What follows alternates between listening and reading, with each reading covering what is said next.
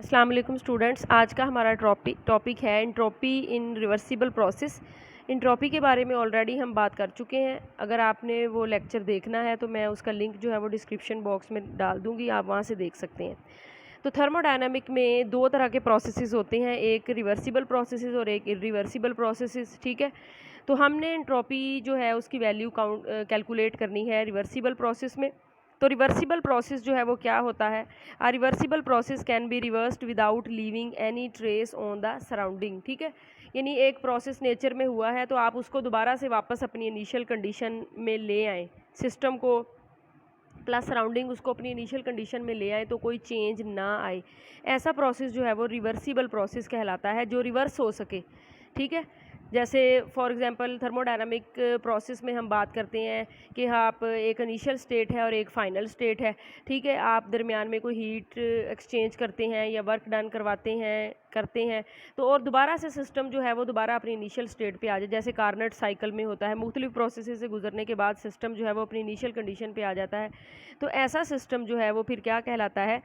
Reversible process जो है वो कहलाता है। इट मीन्स कि वो रिवर्स हो सकता है back to the initial situation. ठीक है, तो ऐसे प्रोसेस को आप रिवर्सिबल प्रोसेस और उसमें फिर एंट्रोपी कैसे कैलकुलेट कर सकते हैं। लेकिन ये याद रखें कि नेचर में कोई भी प्रोसेस जो है वो रिवर्सिबल नहीं होता, बल्कि इरिवर्सिबल प्रोसेस जो है वो होते हैं। ठीक है, तो यहाँ पे भी हमने एक रिवर्सिबल प्रोसेस दिखाया है कि ये उसका स्टार्ट है।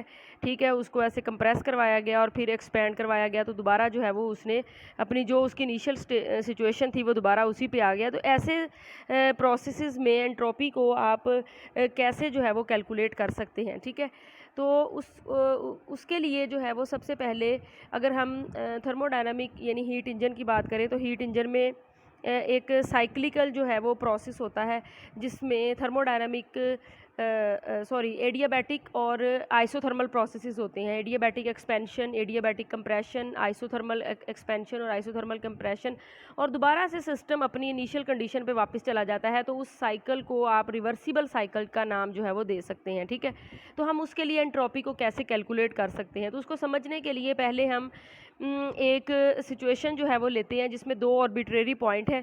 एक जो है वो पॉइंट 1 है और जो दूसरा जो है वो पॉइंट 2 है, और ये पॉइंट 1 जो है ये इनिशियल कंडीशन है और ये वाली जो है वो फाइनल कंडीशन है। इनिशियल कंडीशन से फाइनल कंडीशन तक जाने के लिए हमारे पास दो पाथ हैं, एक पाथ नंबर ए है और एक पाथ नंबर बी है। जैसा कि हम जानते हैं एंट्रोपी जो है वो एक स्टेट वेरिएबल है, यानी वो जो ये वाली स्टेट है और ये वाली स्टेट है इसके ऊपर डिपेंड करता है। लेकिन 1 से लेकर 2 तक जाने में आपने कौन सा रास्ता इख्तियार किया है, ये वाला किया है, ये वाला किया है, ये इसके ऊपर डिपेंड नहीं करता।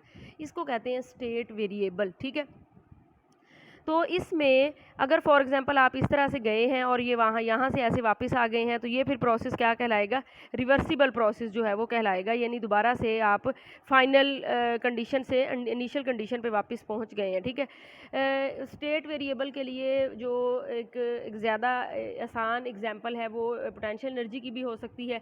कि पोटेंशियल एनर्जी में भी आपके पास दो पॉइंट फॉर एग्जांपल ले लें, आप इन्हें यहाँ से लेके यहाँ तक जाना है और ये देखना है कि यहाँ से लेके यहाँ तक जाने के बाद आपके पास पोटेंशियल एनर्जी की वैल्यू क्या होती है। आपके पास पाथ कौन कौन से? एक आपके पास ये पाथ है, एक आपके पास ये पाथ है और एक जो है वो आपके पास ये पाथ है। तो इस पाथ पे आपने पहुँचना है यहाँ से लेके यहाँ तक।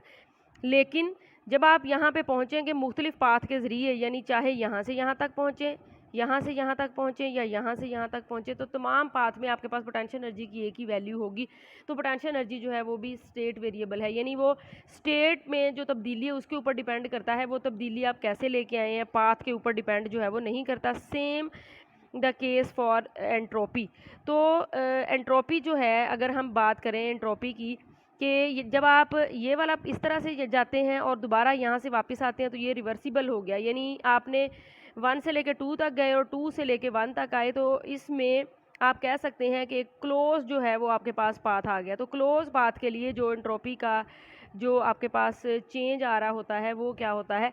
ज़ीरो यानी आता है, कोई उसमें चेंज नहीं आता, क्योंकि सिस्टम दोबारा अपनी इनिशियल कंडीशन पे वापस आ जाता है। अब इसकी कैलकुलेशन थोड़ी देख लेते हैं कि एंट्रोपी जो है वो, जैसे आपको पता है कि एंट्रोपी का जो फार्मूला वो है ds is equal to dq/t।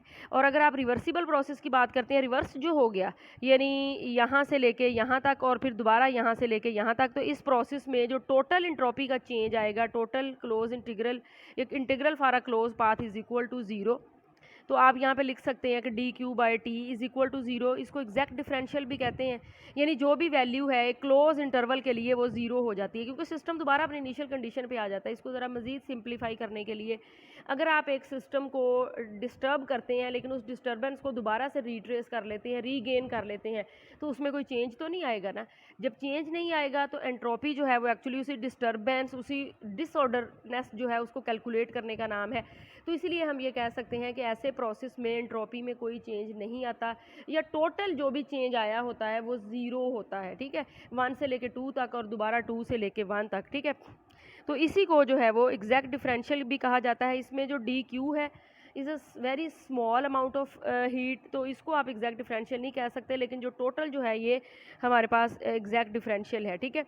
यानी किसी भी जो स्टेट वेरिएबल है उसमें जो चेंज आता है इन अ क्लोज पाथ वो 0 होता है, बिल्कुल जैसे पोटेंशियल एनर्जी में भी हम ऑलरेडी पढ़ चुके हैं कि क्लोज पाथ में पोटेंशियल एनर्जी जो है वो दोबारा जब सिस्टम इनिशियल कंडीशन पे आ जाता है तो वैल्यू क्या हो जाती है, 0। यानी वर्क डन जो है क्लोज पाथ में वो 0 जो है वो हो जाता है, ठीक है। तो इसी तरह से मज़ीद जो है वो कौन से स्टेट वेरिएबल हो सकते हैं, वो पोटेंशियल एनर्जी भी है, इंटरनल एनर्जी भी है और टेम्परेचर भी है, और ये हमारी एंट्रोपी जो है वो आ गई। तो इसके लिए हम लिख सकते हैं कि dx इज इक्वल टू 0। ये x जो है वो एनी वेरिएबल हो सकता है in which integral for a close path जो है वो कंप्लीट एक साइकिल के लिए है। साइकिल मतलब a से लेके b तक और दोबारा b से लेके a तक, जैसे आपका कार्नेट का साइकिल होता है जिसमें आप मुख्तलिफ प्रोसेसेस के ज़रिए गो थ्रू करते हैं और दोबारा अपनी इनिशियल कंडीशन पे वापस आ जाते हैं। तो इस कंडीशन के लिए जो एंट्रोपी का चेंज होता है वो 0 हमारे पास आता है, ठीक है। तो हम अब इसमें एंट्रोपी जो है वो कैसे कैलकुलेट कर सकते हैं कि पहले हम पाथ 1 के लिए एंट्रोपी कैलकुलेट करेंगे, तो ये आ गया a से लेके b तक ds, और उसके बाद हम कैलकुलेट करेंगे पाथ 2 के लिए, तो ये आ गया b to a, क्योंकि हमने a से लेके b तक और b से लेके दोबारा a तक वापस जाना है, ठीक है। तो ये हमारे पास आ गया, और टोटल एंट्रोपी जो है वो क्या होगी, 0, क्योंकि जिस तरह से आपने वापस गए थे उसी तरह से आप वापस आ गए, कोई चेंज नहीं आया, तो इसलिए टोटल एंट्रोपी जो है वो क्या हो गई, 0 हो गई, ठीक है।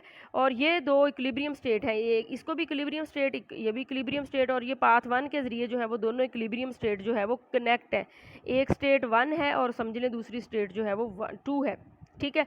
अगर साइकिल रिवर्सिबल है तो आप नेक्स्ट जो है वो वैल्यू किस तरह से लिख सकते हैं कि पाथ 1 के लिए ये वाली वैल्यू होगी, पाथ 2 के लिए, क्योंकि आपने वेरिएबल को बदल दिया ना, यहाँ पे b to a था, यहाँ पे आपने a to b कर दिया ds पाथ 1 के लिए, फिर पाथ 2 के लिए तो माइनस का साइन आ गया 0।